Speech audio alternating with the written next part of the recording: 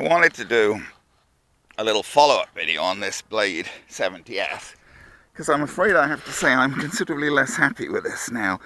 I was initially, quite pleased with it, but I've only had it a couple of weeks, and it's already gone all temperamental on me. And it's not been horribly abused or anything. I mean, it's been flown into a couple of bits of soft furnishing. It's had a couple of crashes into soft furnishing at home, kind of. That's about it. What I would call very mild crashes, which didn't break anything, but now it's gone all eccentric. It's what it's supposed to do. It's supposed to have this, I understand that, it's supposed to have a throttle cutoff, that when it goes into standby mode, it won't respond to the throttle. But supposedly, if you hold the throttle to the right, then the blue light starts flashing, and then it's supposed to respond to the throttle, except this one doesn't most of the time anymore. Now, even since it started doing that, I've always managed to get it to fly eventually, although I couldn't quite say how, just by persistent mucking around. And I'm flying it with the batteries supplied by Blade for it. So we'll see if it'll work now, but as I say, I've been having very mixed success. Now, it's not that it's not bound, it's the lights are on and the servos respond, but it won't spool up. It won't spool up, and you just don't know. Now, one thing they say is, one possible reason the manual says for that is that you moved it during initialization. So let's see if we can make sure we initialize it and don't move it. Okay, so I'm not moving it during initialization, so they can't claim I'm moving it during initialization, because I'm not. Okay, now the light's gone into standby mode. So we'll see. So we'll try and fix the battery down and put the perishing canopy back on, because this is a nuisance that you have to muck around doing this every time to put a battery on. We know that. That's the way it's made. And you got to get it underneath here, which is tricky to do. There you go. That's where it's supposed to be underneath. Okay, well, so we'll give it a try. It's not such a nice morning as I was hoping for. It's kind of foggy and rather cold. It's a bit hard to see the lights out here. Well, it's very hard to see the lights out in daylight. It's really meant to be more an indoor helicopter, and I've been flying it indoors. I only brought it out here because I wanted to make another video, and it's hard to make videos indoors. Now, supposedly, you put the stick over to the right, that light flashes. Oh, well, okay, it did. It's spooled up fine now. It did exactly what it was supposed to do. Very good. It's spooled up fine.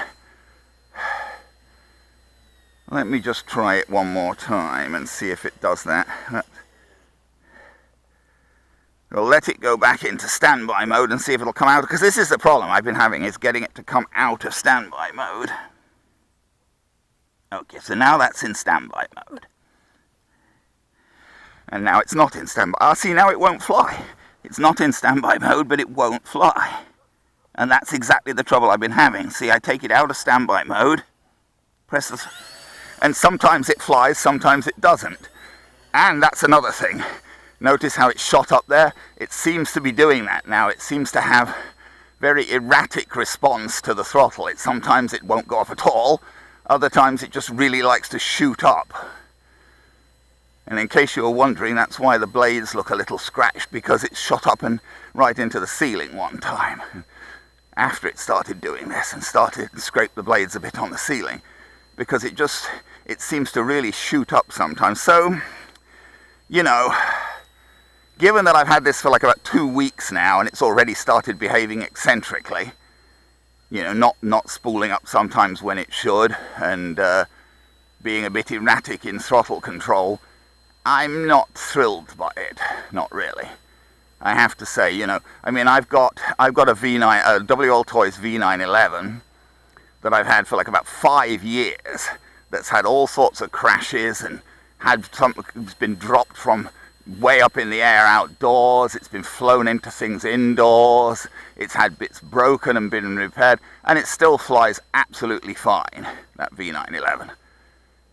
I've changed the blades on it, and I've put new links on it when I lost links, and that's about it. And it still flies fine after 5 years. And the V911, it's a flyby helicopter, which is a downside, I agree, but the V911, you know, is less than half the price of this. Here in Canada anyway, I don't know, probably pretty much anywhere. I mean, I paid 90 bucks Canadian plus tax for this guy. And it would cost me about the same for this is a, you know, it's a rebranded version of the eSky 150. It would cost me more or less the same for the eSky version as well.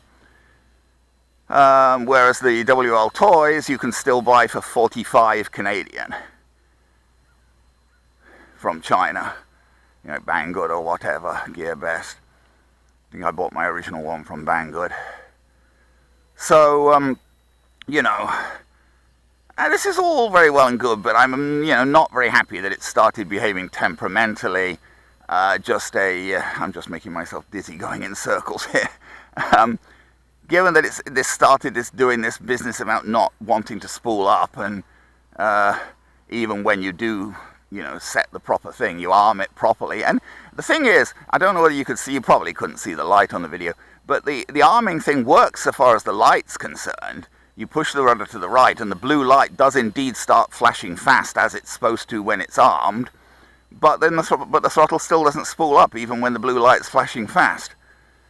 And you have to try it several times before it happens. I thought there might be a loose connection. I've looked carefully at the connections between the motor and the board. I don't see any loose connection. It's a plug, it plugs in, and it seems firmly plugged in. The wires seem firmly attached to the plug. So I don't see anything in the way of a loose connection. It seems like this is an eccentricity of the board itself, it seems to me. Even when it's supposedly armed, I suppose I shouldn't fly it much longer because it's cold. Although I think that green light is supposed to flash when it's at low battery, but still we don't want to push it to low battery. So let's maybe bring it in. But, you know, as I say, so even when it's supposedly armed, i.e., missed the thing then. Even when it's supposedly armed, you really cannot see the blue light in this. Now that's another thing. I thought the eSky one, I think at one point I've seen eSky ones that had actually holes in the canopy so you could see those lights more easily. But this one does not have holes in the canopy. So you're relying on being able to see. Now that blue light, I don't know, you probably can't see it, but it's just flashing slowly now, which means it's in standby mode. So that's legitimate. So in standby mode, it's not supposed to spool up. But when you push the rudder stick to the right, the blue light starts flashing rapidly, and it's supposed to spool up, but see, it's not doing it now. And it might not, you never know. Nope, now it's not again. So, you know, that's what it's like. Sometimes it spools up when you arm it, sometimes it doesn't now. This is not satisfactory to me. So I honestly couldn't really recommend this anymore, given the behavior of this one, given that it started acting up less than 2 weeks after being bought. Now, that said, I've actually got the eSky Sail version on order. I initially liked this when I bought it, so I went ahead and ordered the F150, which is the eSky version of it with the Airwolf scale body. It's basically the same thing. We'll see if that one how that one works when it arrives. But probably, unfortunately, not on a video until next year, because it's getting to the end of when it's possible to make videos outdoors, and I've already been indoor flying. I went to the community centre last week, but it's not really possible to make YouTube videos at the community centre. It's too noisy and crowded and everything. So I doubt I'll make, you know, unless I can find some other way of making videos. But anyway, so I have, you know, I'm not being totally down on this, but I have severe reservations about this now, given that it started acting up within a couple of weeks of being bought. I wouldn't wholeheartedly recommend it. It would be nice if it kept working properly, but I have a feeling, well, it doesn't look as if it's going to prove anywhere near as reliable and durable as something like the WL Toys V911, which is like half the price. And I'm talking about the original V911, not the subsequent V911S, which I don't actually have. Not that I'm saying something wrong with it, but I don't have that one. But the original V911 you can still buy for $40, $45 Canadian, which is half the price of this, and it's a very reliable helicopter and good to, 4-channel, good to learn on. This be nice so long as it works reliably, but looks a bit dubious whether it can be relied upon to work properly.